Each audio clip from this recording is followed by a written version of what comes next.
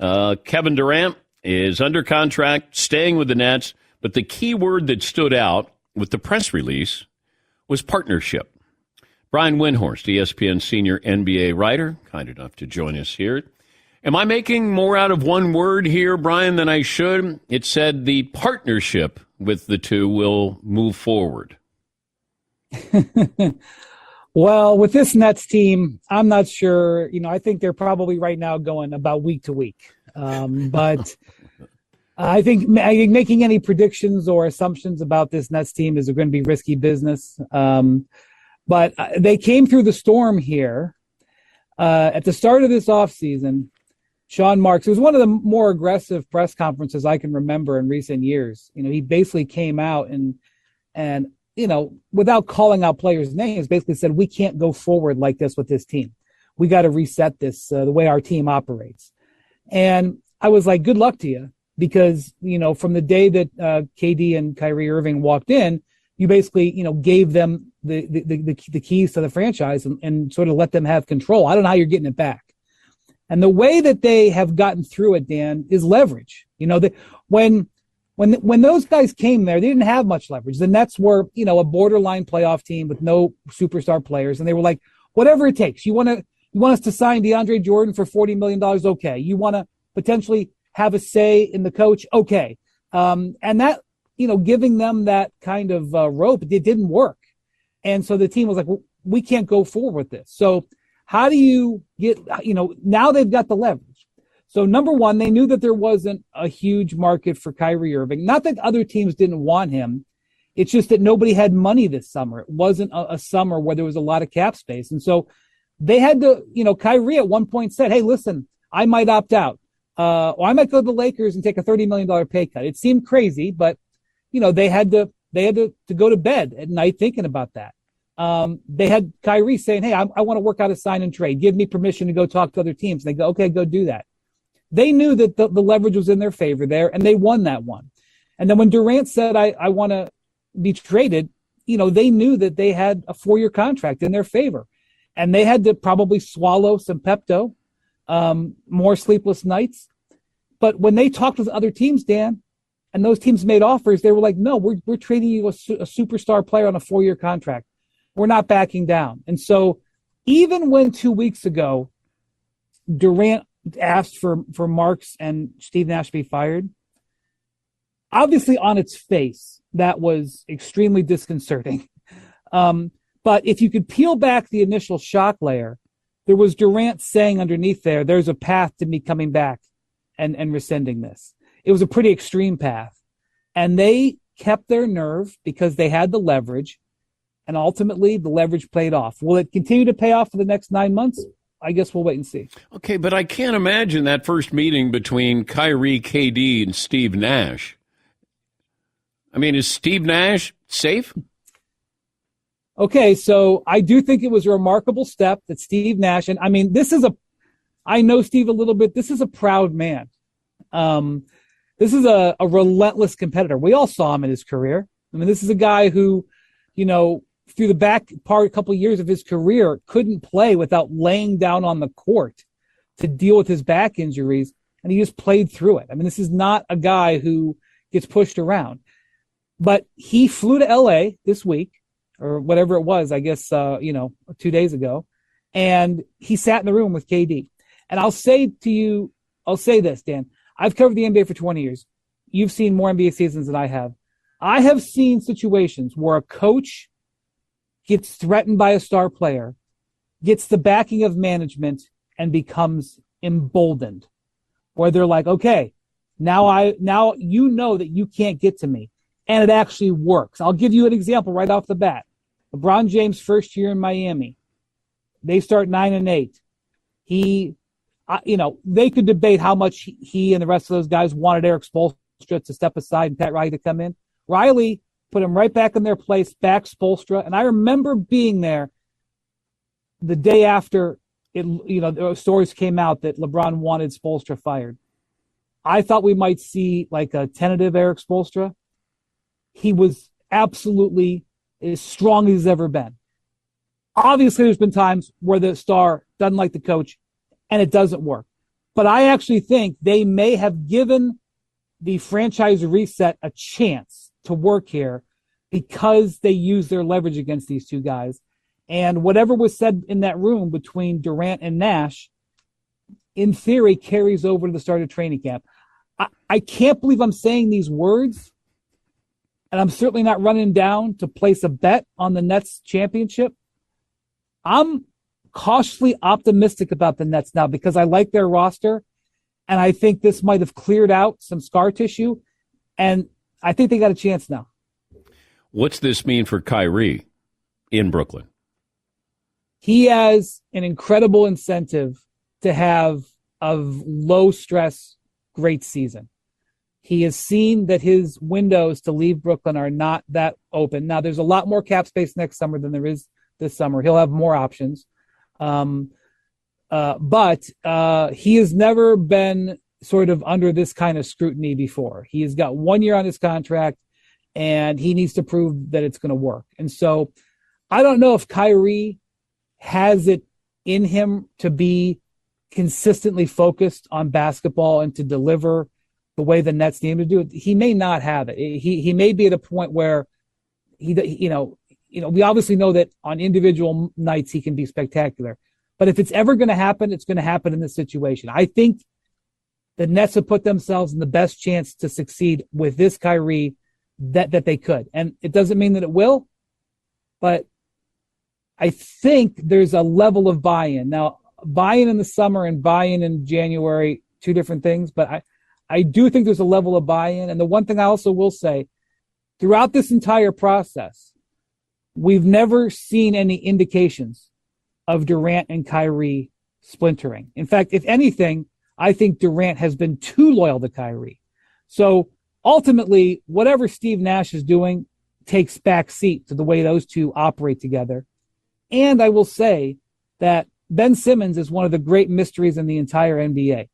You could tell me that Ben Simmons is going to give them nothing this year, and I would say that's possible.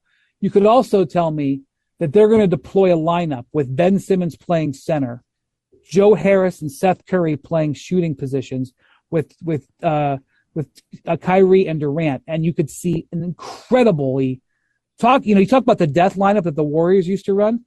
That's the death lineup on steroids. That would be incredible. I'm not saying they're going to play it 30 minutes a game. That would be incredible. I don't know whether Ben Simmons can manage it, but there's all of a sudden a whole bunch of different things this team can do that has me thinking about them in basketball terms instead of what's going to happen with their star players. Talking to Brian Windhorst, ESPN senior NBA writer. If I said Ben Simmons will be an all-star over the next 4 years or be out of basketball after 4 years, what would you bet on? I'd bet on him being an all-star because I think there is a path for him to be successful in the NBA. And he doesn't have to be a superstar on this team. He doesn't have to make shots. Seriously, Dan, he could go through the entire season and not shoot a ball outside the paint, and it would be okay. If he defends, which is what the Nets need, if he's able to be a significant defender, and if they build, I am not an X and O strategist, but I can tell you that if you build an offense where you would have a 6'10" Ben Simmons operating the offense out of the post with those four type of playmakers, I can see it working. I can see there being a role here where he can be a star in that role. Again, I'm not wagering on him making the All-Star team this year, but I can see it. And also, and I was saying this for the last couple of months, and it felt weird when I said it, but I'll say it again. The Nets kind of had a good offseason. They traded for Royce O'Neal, who's exactly the type of player that they need. And they got him, in my mind, for cheap. They got him for a protected future first-round pick. They signed T.J. Warren, who hasn't played in 2 years, but it's a very low-risk, high-reward type signing. They re-signed Patty Mills. And Joe Harris and Seth Curry both had off-season surgeries. And again, in theory, you got some guys coming off surgery here, but in theory, all of those guys will be healthier. There's a lot there that I think could be fertile for Ben Simmons to work with. Yeah, maybe Ben can be a Draymond Green type of point forward for this team, although Draymond can still, occasionally knock down a three-pointer. The Lakers off season. LeBron signs the extension. Looks like they're not getting Kyrie. Are they ready to go into battle with this roster that they have right now? They shouldn't be. I would guess that at some point they're going to make a significant trade. It may not be before the start of the season. It may be later on, and it's probably going to involve Westbrook. The real question is, what is the demeanor of Russ going to be? Because the exit interview that he gave at the end of last season was extremely troubling. It made me wonder how they ever thought it would work.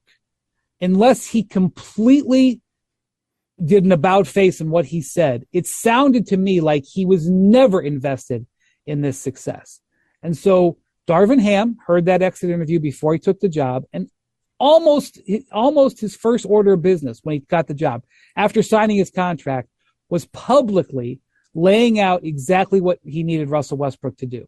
Now, I have seen things happen in the NBA. I am not going to sit here and tell you that what he wants Russell Westbrook to do, which is to be a defensive role player and to be a screen setter and stand in the corner and wait for the ball to come to him and make a shot, one out of every 7 possessions. I'm not going to sit here and say that there's zero chance of that, because I've seen stuff in the NBA. But the tenor of the way Russ was talking throughout last season, what I know about him as a person and as a player, I find it very doubtful he is going to actually be able to follow through with that.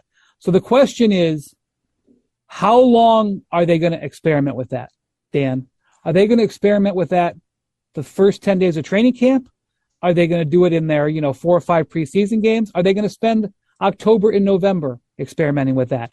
And if it doesn't work, how much damage is there? Because when you look at the Western Conference, let's just be reasonable. The Lakers finished 11th last year. I know they had injuries, but teams have injuries. You're going to assume that a 37 and 38-year-old player is going to miss games, and LeBron, and you're going to assume Anthony Davis is going to miss games. If you don't assume that, you haven't watched his career. So they finished 11th last year. Which teams are they passing that finished ahead of them? Okay, Utah's coming backwards. I'll give them that. San Antonio, who finished 1 spot ahead of them in 10th, is coming backwards. Okay, I'll give them that they can pass those 2 teams. By the way, Portland's standing right next to them. They're getting Damian Lillard back. They've upgraded their team. The Sacramento Kings, I can't believe I'm talking about this, but they've got a shot to make the play-in tournament. Okay, they've improved their roster. Yep. Who are the Lakers passing with this current team? They're not passing very many teams. And that's why when you look at their roster and you say they're a play-in team at best, that offends some Lakers fans, but that's just a fair way to look at it. I think from the trade standpoint, which is everybody wants to know, well, what trade are they going to make? I think based on me talking to some teams out there, I think they are going to be willing to trade those 2 first-round picks. But they're not going to be willing to trade those 2 first-round picks just to get off of Russell Westbrook or to potentially improve themselves from projected 9th to projected 7th. They're going to use that to try to leap up, which is why they were instantaneously interested in Kyrie Irving.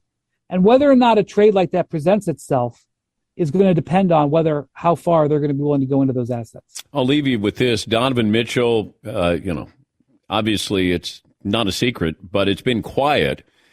It feels like Cleveland's maybe involved in this or another team's involved in this. I don't know if that's meant as, kind of getting the Knicks to step back up here with Danny Ainge, but is Donovan Mitchell on another roster opening night? I would be very surprised if he is with the Jazz after the trade deadline. Opening night, we'll see. When you talk to executives in the league, including some teams that have talked to the Jazz, they will say nobody can probably beat what the Knicks can offer, and that this entire thing is a dance to get the Knicks to a price that the Jazz want. The Knicks, I think, are in a position where they know that, and they're not going to try to bid against themselves. And the X factor that we don't understand here, and by the way, I do think there's other teams who have made offers, and I do think that there are other offers that the Jazz would consider, but I don't think there's a better offer out there that they're going to take in lieu of what they can get from the Knicks. And they're certainly not going to do that 6 months before the trade deadline. That just doesn't, that's bad business. But one thing we don't know, the Jazz are going to tank this year. It seems like that's what they want to do. If they start the season with Donovan Mitchell, Mike Conley, Bogdan Bogdanovic, Pat Beverly on the roster, I mean, that's not a playoff team, but they are not going to go 2-15. They're going to win some games. And I don't expect Donovan Mitchell to play 15 minutes and take 8 shots. I expect him to go for the scoring title. Why wouldn't he? Why wouldn't he see what Russell Westbrook did when he won MVP after Durant left and go, I'm going for it. So the question is, how worried are the Jazz about maybe a missed opportunity by not going into full tank, leaning into a full tank situation? And would that cause any sense of urgency for them to want to do that before the start of opening day? The Knicks the way the Knicks are handling this, they're not going to come in and just blow everybody away with offers. They seem like they want a hard line. So I guess we'll see. There is definitely a game being played out there with information right now. And I kind of see, I don't have all the information, but I kind of see where things are being dropped and leaked and saying, boy, we really love this other offer. We really love it. So it's since I have no skin in the game, it's easy for me to smile as I watch it. But it's going to be a massive transaction. Whether the Knicks do the deal or not, it potentially could define their next couple seasons. Always great to talk to you, Brian. Thanks for joining us. Thanks for having me, Dan. Have a good day. That's Brian Windhorst, ESPN senior NBA writer. Spent a lot of time with Brian Windhorst to the mothership. Wendy talked about the Nets, and I guess everything is full speed ahead until it's not when they run into that iceberg at some point in this season. Kyrie's future, he talked about that. And it feels like Kyrie will probably fall in line with KD. They go back. Maybe now that Steve Nash has been backed by ownership, maybe it's similar. And this is something that was brought up by Brian Windhorst. Go back to when LeBron went to Miami. And Eric Spoelstra was 9-8 after 17 games, and the reports were LeBron wanted him fired. Well, Pat Riley said, no, he's your coach. He's my coach. And he's still there en route to the Hall of Fame one day. It doesn't always work out that way, but management has backed Steve Nash. I don't know if Steve Nash is a good coach or not. Spoelstra has turned out to be a very good coach. But I think this came down to one thing. The trade market was not there. Not for a 34-year-old who has had some injuries as of late. You don't know if he's going to be all in. How long is he going to be all in? Still great. Still one of the top 10, maybe top 5 players in the game. But I don't know if he's all in, and if he is, for how long. Because at some point it feels like he's going to go, I don't think I want to stay here. I want to go. He wants to win another championship. I mean, everybody wants to win a championship. But he looked at Steph Curry. I'm thinking, damn, he got another one.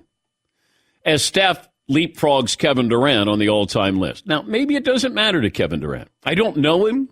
I've had him on the show, I think, one time, trying to figure out what makes him tick. Now, Kyrie. Kyrie going to be all in, or does he still want to go to the Lakers? Can the Lakers make a move? And what move do you make? These are things that we talked about. But I think it came down to, what do the Nets want, and what are teams willing to give up? And I think the Nets had an inflated worth of Kevin Durant around the league, where the league's going, okay, he's 34. He doesn't want to be there. Doesn't like his coach. Doesn't like his GM. We're not giving you dollar for dollar here. We're going to give you 60 cents on a dollar. And who's going to give up? Like Jaylen Brown, I don't think is going to be in Boston after 2 years. All right, if you can get Kevin Durant, maybe make a run and win a couple of championships with Jason Tatum, can you keep the rest of the lineup for the most part? That made sense. But you can't trade for Bam Adebayo because of the contract you have with Ben Simmons. You can't trade for Devin Booker, not that Phoenix would give him up, because of the Ben Simmons contract. So what do you have? And they basically ran out of options here. The Grizzlies. Hey, we'll give you... no, on second thought, we're not going to give you really anybody, but we're interested in picking you up. New Orleans. Hey, you can't have Zion, you can't have Brandon Ingram, but we're interested. Well, the Nets probably went, all right, Kevin, we tried. Did our best. Can't get, equal value for one of the great players of all time. Why don't you come on back in and make good on the 4-year contract offer or 4 years left on your contract? How about you live up to that? Player empowerment may have died yesterday. It certainly cooled off. Because at some point, ownership has to say, no. You let it happen once, then it happens again. I understand player empowerment, but live up to your contract. That's it. Or don't sign a 4-year deal or a 5-year deal. Sign a 1-year deal. If that's what this is all about, don't say, give me security for the next 5-10 years. Ownership deserves security as well. Your fan base deserves security as well. All of a sudden you go, I don't think so.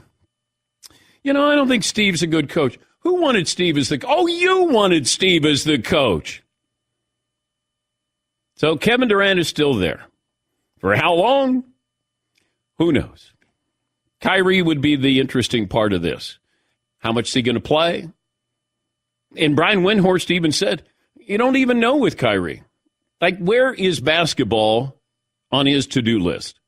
I don't think it's number one, which is fine, but then go do the other things that are more important than this. Don't be half in, half out.